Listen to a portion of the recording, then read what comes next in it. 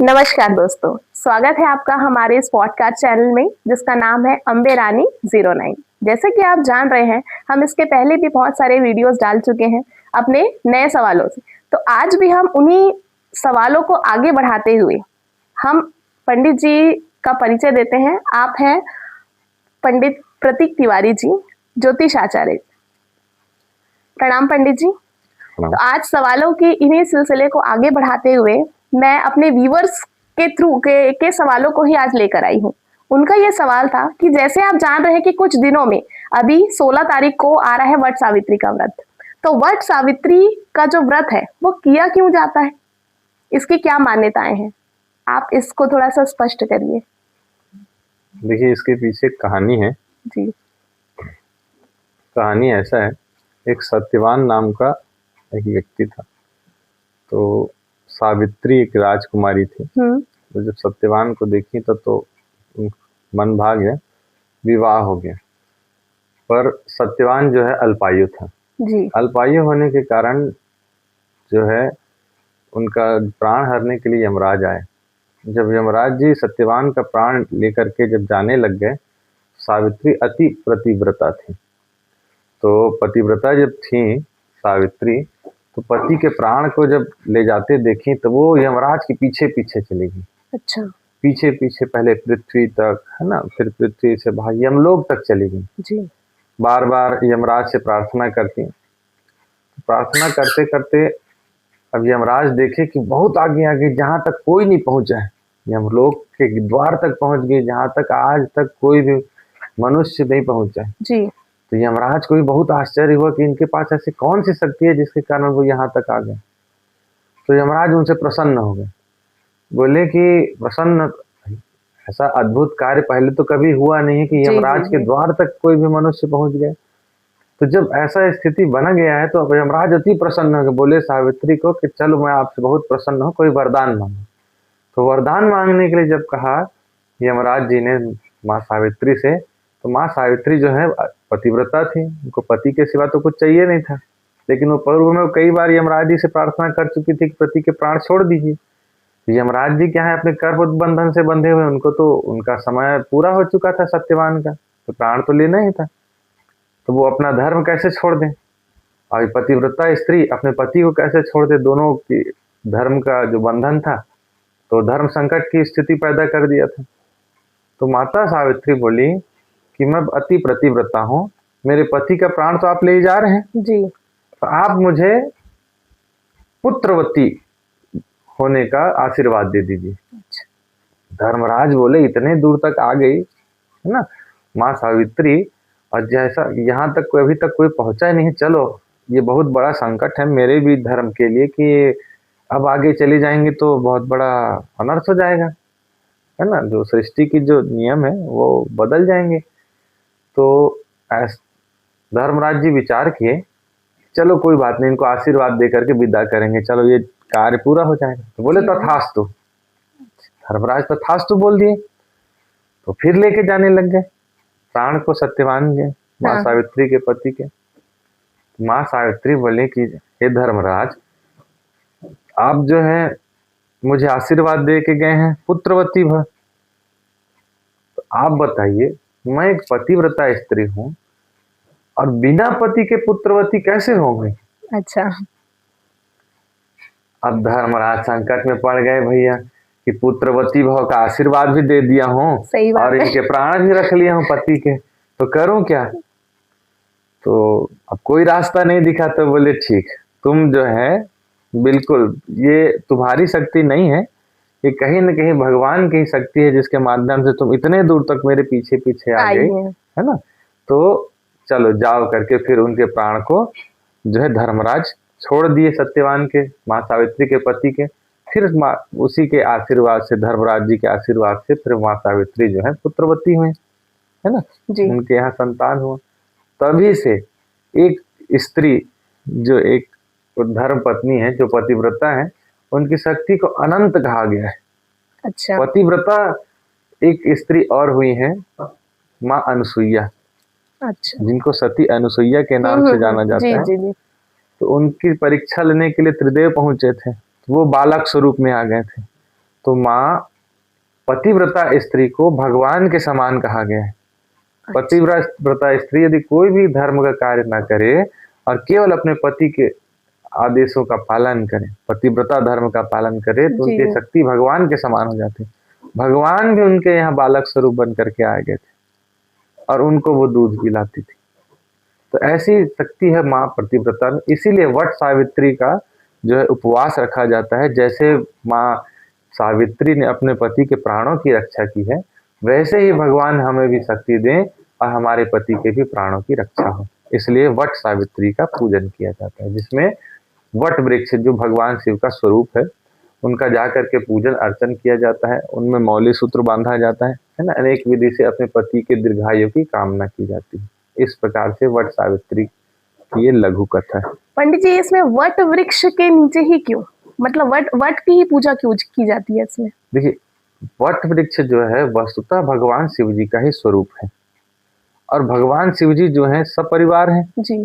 देखिए, सभी देवताओं में जब आप ध्यान देंगे देखेंगे तो सभी देवताओं में यदि किसी का परिवार है तो भगवान शिव जी का ही पूर्ण परिवार है जी। जहाँ पे माता जगदम्बा वामांग में विराजती हैं, पुत्र हैं श्याम कार्तिकेय गणेश जी। तो भगवान शिव जी जो है सबको दीर्घायु का जो है आशीर्वाद देने लायक है, क्योंकि जो भाग्य जो है बदल सकते हैं तो वो केवल त्रिदेव में है ऐसी शक्ति है। और बाबा विश्वनाथ सबको जो है सरलता से फल देते हैं, इसलिए उनका एक नाम है जो भोला भंडारी। अच्छा। तो वो भोले भंडारी से जो कोई भी व्यक्ति कुछ भी मांगता है तो वो सरलता से प्रदान कर देते हैं, इसलिए वट वृक्ष की पूजा की जाती है। अच्छा, एक और मेरा सवाल है पंडित जी, जैसे कि वट के जो हम परिक्रमा करते हैं तो कई जगह 12 परिक्रमा की जाती है, कई लोग 108 कर रहे हैं, तो इसको थोड़ा सा बताइए पंडित जी कि करना कितना चाहिए? देखिए, अधिकस्य अधिकम फलम कहा गया है। आपकी क्षमता के अनुसार आप जितना अधिक करेंगे उसका उतना ही अधिक फल है। तो सब अपनी क्षमताओं के अनुसार से जो है परिक्रमा लगाते हैं। वस्तुतः अलग अलग देवों की अलग अलग परिक्रमाओं का विधान कहा गया है। जैसे बाबा विश्वनाथ की अर्ध परिक्रमा, अच्छा, देवियों की 3 परिक्रमा जी, भगवान नारायण की 4 परिक्रमा, अच्छा, है ना। तो इस प्रकार से अलग अलग विधान है, परंतु जो है परिक्रमा को आधे से कम नहीं छोड़ना चाहिए। आधे से कम का मतलब? देखिए, भगवान नारायण का 4 परिक्रमा है, कोई व्यक्ति एक ही परिक्रमा करके रुक जाते हैं। अच्छा। तो इससे उनको बहुत नुकसान होता है, लाभ होने के बजाय उनको नुकसान होता है ना। एक कहा गया है एक हस्तम प्रणामंच सर्वथा पुण्य नाशनी, मतलब एक हाथ से प्रणाम करने से पुण्य का क्षय होता है। और आज के आधुनिक समय में लोगों का आदत ही पड़ गया है कि दूर से ही ऐसा एक हाथ ऐसा फैलाएंगे और प्रणाम कर लेंगे। अच्छा। तो इससे लाभ होने की जगह नुकसान हो रहा है। प्रणाम करने की विधि है कि आप दोनों हाथ से प्रणाम करें और दाहिने हाथ से दाहिने पैर का स्पर्श करें और बाएं हाथ से बाएं पैर का स्पर्श करें। जब कोई सन्मुख खड़ा होगा तो दाहिना हाथ उनका दाएं पैर, तो ये इधर आएगा, तो ऐसा क्रॉस की एक मुद्रा बन जाती है। अच्छा। इससे क्या होता है कि ये प्रणाम करने की विधि है जिससे सकारात्मक ऊर्जा, सकारात्मक, जैसे आप लोगों ने आधुनिक भाषा में समझेंगे, जैसे बिजली जब ऊर्जा का जब प्रवाह होता है तो धन और ऋण, प्लस और माइनस 2 प्रकार के तार ऐसे जाते हैं और जब दोनों मिलते हैं तभी ऊर्जा का संचार होता है। बिजली जब तभी जलती है जब दोनों मिलते हो। तो वैसे ही हमारे शरीर में भी दोनों प्रकार की ऊर्जाएं होती हैं, दाहिने तरफ जो सकारात्मक, बाएं तरफ नकारात्मक, है ना, प्लस माइनस। ऐसी स्थिति में आप समझिए, आपके समझाने के लिए ऐसा उदाहरण है कि जब हम दोनों प्रणाम करते हैं तो सकारात्मक जो दोनों प्रकार की ऊर्जाएं हमें प्राप्त होती हैं जी। और दोनों प्रकार की ऊर्जाएं जब हमारे शरीर में मिलती हैं तब ऊर्जा का प्रवाह हमारे शरीर में होता है। इसलिए हमको प्रणाम साविधि करनी चाहिए।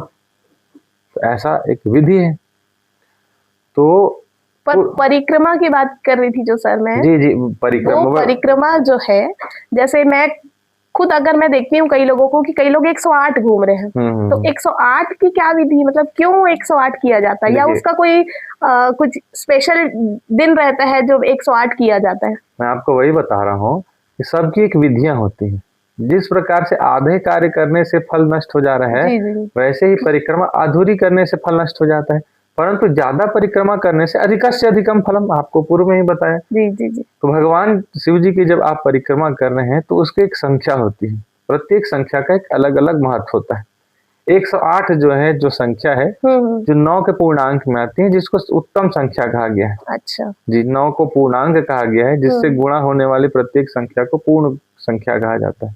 जैसे 9 का 18, 18 का 27 हो गया, 27 का 36, फिर 45। अच्छा। ये जो संख्या जो है पूर्णांक कहा जाता है। अविभाज्य जो जैसे हम लोग बहुत सी संख्याएं लेते हैं, तो 9 की संख्या को पूर्णांक कहा जाता है। उस संख्या में जब 108 की संख्या आती है तो इसको अति महत्व कहा गया है सनातन धर्म में। तो अब ऐसी स्थिति में जब हम अपनी क्षमता के अनुसार जो 108 परिक्रमा लगाते हैं तो बाबा विश्वनाथ जी हमसे अति प्रसन्न होते हैं। परिक्रमा का एक अलग ही महत्व होता है जी। पूजन विधान में परिक्रमा का अपना एक विशेष महत्व होता है। तो उस प्रकार से क्षमता अनुसार जब हम परिक्रमा करते हैं तो उसका हमको अधिक से अधिक लाभ होता है, और जो हमारी कामनाएं जो है भगवान पूरा करते हैं। तो हमें 108 लगाना चाहिए, इतना ही मेरे को। मैं तो कहता हूँ यदि आप में क्षमता है तो आप 1008 लगाइए। अच्छा, लेकिन ज्यादा से ज्यादा लगाना है। क्षमता के अनुसार अधिक से अधिकम फलम बोला गया है कि भाई जितनी अधिक संख्या में आप भगवान का सेवा करेंगे, जिस भी प्रकार से, यदि आप में कुछ भी नहीं है तो पत्रम पुष्पम फलम तोयम यो में भक्त्या प्रेक्षति। ऐसा भगवान ने गीता में कहा कि भैया आपके पास कुछ भी नहीं है तो पत्र चढ़ा दीजिए, पुष्प चढ़ा दीजिए, फल और जल से ही मेरी सेवा करिए। मैं श्रद्धा पूर्वक इतना भी यदि कोई चीज चढ़ा ले तो मैं उससे ही प्रसन्न हो जाता हूँ। तो जितनी श्रद्धा आपके अंदर है उतना आप करिए, भगवान उससे प्रसन्न हो जाते हैं, पर श्रद्धा अर्पण करिए। चलिए ठीक है पंडित जी, एक और छोटा सा सवाल था कि जो 16 तारीख को वट सावित्री का व्रत जो पड़ रहा है, उसको करने का सही मुहूर्त, सही समय क्या है? देखिए, उत्तम समय होता है मध्याह्न काल का। अच्छा, है ना, मतलब दोपहर का जो समय। हाँ, देखिए होता क्या है कि हम लोग उस समय रहते हैं उपवास। जी, ठीक है। तो माताएं उस समय जो है उपवास करती हैं, उपवास करके जो है पूजन करती हैं। अपने घर के पूरा दैनिक दिनचर्या जब वो पूरा करके जब वो भगवान की पूजा के लिए जब जाती हैं तो उस समय उनके मन में किसी प्रकार का विकार नहीं होता है कि भैया, क्योंकि माताओं की सबसे प्रथम जिम्मेदारी होती है गृहस्थ। गृहस्थ जो जीवन होता है वो माताओं से जुड़ा होता है। जी। तो इस प्रकार से यदि गृहस्थ जीवन में रह करके अपने दायित्वों का निर्वहन नहीं करके भगवान की सेवा भी करेंगे तो भी गड़बड़ है। अपने दायित्व का भी पालन करना है और भगवान की सेवा में भी रहेंगे। पूरा दायित्व का पालन कर लिए, उसके भगवान सेवा में उपस्थित हो गए। सेवा में उपस्थित होकर के अभिजीत मुहूर्त जिसको कहा जाता है, जो लगभग 11:30 से 12:30 के आसपास जो होता है, कुछ मिनट आगे पीछे दिवस के अनुसार, वो मुहूर्त सबसे अच्छा होता है भगवान की पूजा के लिए। चलिए, तो हमें ये तो क्लियर हो गया कि वट सावित्री की पूजा जो है वो हमें दोपहर का जो समय होता है 11:30 से 12:30 के बीच में है, उस समय करना चाहिए, और ज्यादा से ज्यादा परिक्रमा अगर आप लगा सके तो बहुत ही अच्छा। तो इस तरीके से मैं मानती हूँ कि आपके सारे सवालों के जवाब आपको मिल चुके हैं। तो इसी तरह आप बने रहिए हमारे इस चैनल पे जिसका नाम है अम्बे रानी 09। धन्यवाद। I hope you enjoyed this video. Please don't forget to like, subscribe and share my channel Ambe Rani 09.